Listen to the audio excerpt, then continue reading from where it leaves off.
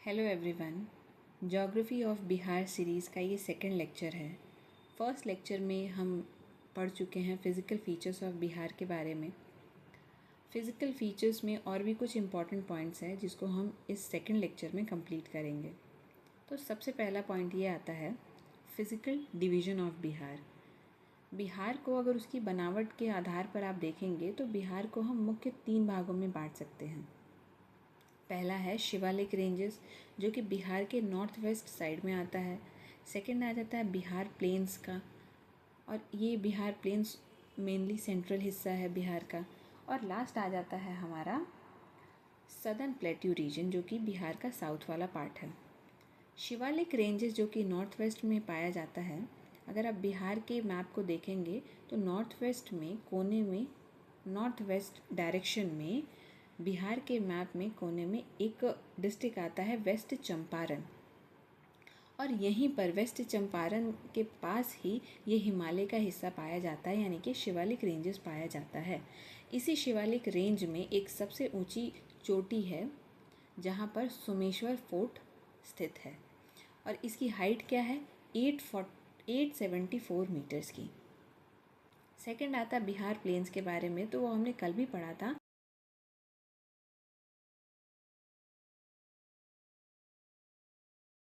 Bihar planes जो ये central वाला हिस्सा है ये 2 हिस्सों में बटा हुआ है। वो क्या है, नॉर्थ बिहार प्लेन्स में और साउथ बिहार प्लेन्स में। और ये विभाजन कौन करता है, वो करती है गंगा नदी। लास्ट है हमारा सदर्न प्लेट्यू रीजन का जो कि बिहार के साउथ साइड में है। अब यहाँ पर क्या है कि बिहार के साउथ में अगर आप देखोगे तो झारखंड से बिहार की बाउंड्री टच हो रही है। वहाँ उस बाउंड्री पे आप प्लेट्यू स्ट्रिप्स मिलता है, और यहाँ प्लेट्यू स्ट्रिप्स पर आप देखेंगे कि बहुत ही पुरानी इंडिजीनियस और मेटामॉर्फिक रॉक्स यानी कि चट्टानें मिलती हैं। तो ये 3 डिवीज़न हो गया बिहार का, ठीक है, उनके फिजिकल डिवीज़न को लेकर के। सेकंड आता है हमारा जियोलॉजिकल स्ट्रक्चर को लेकर के।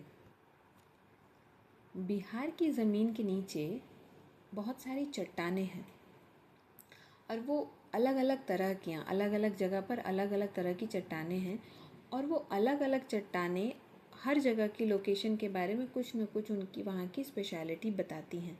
तो ये कितने तरह के रॉक्स मतलब पूरे बिहार में पाया जाता है और कहाँ कहाँ पर पाया जाता है, हम ये अभी देखेंगे। तो सबसे पहला हमारा आता है क्वाटनरी रॉक्स। बिहार का जो जितना प्लेन एरिया है जिसे हम सेंट्रल वाला एरिया कहते हैं, ये क्वाटनरी रॉक्स वहीं पर पाए जाते हैं उसी प्लेन हिस्सों में। और ये कौन से रॉक्स होते हैं, ये रॉक्स जब नदियों द्वारा जितनी भी एलुवियल सॉइल्स ले करके नदियाँ आती हैं, उन्हीं एलुवियल सॉइल से मिल करके सालों साल से ये क्वाटनरी रॉक्स तैयार होते हैं। ठीक है, तो ये क्वाटनरी रॉक्स कैसे बनते हैं, एलुवियल सॉइल्स जो नदियों द्वारा लाई जाती हैं उसके द्वारा ये उन्हीं एलुवियल सॉइल से ये क्वाटनरी रॉक्स बनते हैं। सेकंड हमारा आता है टर्शियरी रॉक्स। ये रॉक्स नॉर्थ वेस्ट के शिवालिक पर्वत क्षेत्र में मिलती हैं। नॉर्थ वेस्ट अभी हमने शिवालिक रेंजेस के बारे में पढ़ा था, उसी हिस्से में ये टर्शियरी रॉक्स हमारे पाए जाते हैं। थर्ड है हमारा विंध्यान रॉक्स। थर्ड है हमारा विंध्या रॉक्स। बिहार के साउथ वेस्ट भाग में यानी कि बिहार के कैमूर और रोहतास डिस्ट्रिक्ट्स में पाई जाती हैं, और यहाँ पर चूना पत्थर यानी कि लाइमस्टोन बहुत ज़्यादा मात्रा में मिलती है, और इन्हीं लाइमस्टोन से मिल करके ये विंध्यान रॉक्स बनता है, विंध्या रॉक्स। लास्ट है धरवर रॉक्स। बिहार के साउथ ईस्ट भाग में यानी कि मुंगेर, जमुई और नवादा में ये स्थित है, जहाँ पर ये धरवर रॉक्स पाए जाते हैं। और ये धरवर रॉक्स क्या चीज़ से मिल करके बने होते हैं, तो वो मिनरल से, कौन कौन से, क्वार्ट्जाइट और मीका जैसे मिनरल से मिल करके ये धरवर रॉक्स तैयार होते हैं। ठीक है, ये हमारा हो गया जियोलॉजिकल स्ट्रक्चर के बारे में। अगला है हमारा इम्पॉर्टेंट रिवर्स एंड कन्फ्लुएंस, मतलब नदियाँ और उनके संगम के बारे में। बिहार की जियोग्राफिकल आइडेंटिटी इसकी नदियों से ही ज़्यादातर जानी जाती है। बिहार की नदियों से यहाँ की जियोग्राफिकल आइडेंटिटी है। तो सबसे पहले हम बात करते हैं गंगा के बारे में। बिहार के बीचों बीच से यानी कि वेस्ट से लेकर के ईस्ट की ओर ये बहती है गंगा नदी। आप इमेज में भी शो हो रहा होगा, आप देख सकते हैं। तो ये वेस्ट से लेकर के ईस्ट तक बहती है और ये कहाँ पर एंटर करती है बिहार में? बक्सर में एक जगह है चौसा, वहाँ में ये प्रवेश करती है। ठीक है। अब बिहार की गंगा की कौन कौन सी ट्रिब्यूटरी हैं? तो गंगा हमारी बिहार को 2 हिस्सों में बांटती है, नॉर्थ प्लेन्स में और साउथ प्लेन्स में। तो नॉर्थ से जो आने वाली नदियाँ जो गंगा में मिलती हैं वो है गंडक, ठीक है, बूढ़ी गंडक, कोसी जिसे सौरो ऑफ बिहार भी कहते हैं, कमला और बागमती। साउथ से आने वाली नदियाँ कौन कौन सी हैं? सोन, पुनपुन, फल्गु और कर्मनाशा। ठीक है। तो ये मेजर ट्रिब्यूटरीज हैं जो कि नॉर्थ और साउथ से जाकर के गंगा में मिलती हैं। नेक्स्ट आता है हमारा क्लाइमेट क्लासिफिकेशन के बारे में। क्लाइमेट के बारे में सबसे पहले हम कोपेन्स के क्लासिफिकेशन को पढ़ते हैं। कोपेन के अनुसार बिहार की ज्योग्राफिकल लोकेशन इसे CWG यानी कि monsoon type with dry winters की श्रेणी में रखती है। ठीक है, कौन सी श्रेणी में? Monsoon type with dry winters. Okay. और अगला है कि अगर इसे जनरल क्लाइमेट बिहार का अगर देखेंगे तो बिहार में ह्यूमिड सब ट्रॉपिकल क्लाइमेट पाया जाता है। कल हमने पढ़ा था कि बिहार एक गेटवे की तरह काम करता है जिसे ईस्टर्न गेटवे भी कहते हैं।